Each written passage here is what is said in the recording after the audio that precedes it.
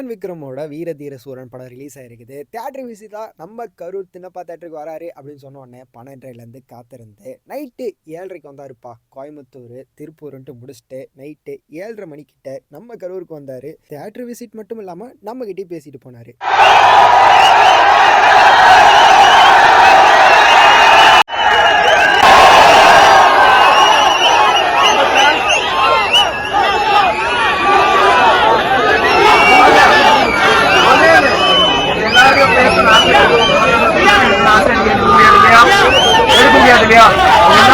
ரொம்ப சந்தோஷம். மறுபடியும் அடுத்த படத்துக்கு நான் வரணுங்க. ஓகே, இப்போ நாங்க கிளம்ப போறோம். வழி விடுறீங்களா?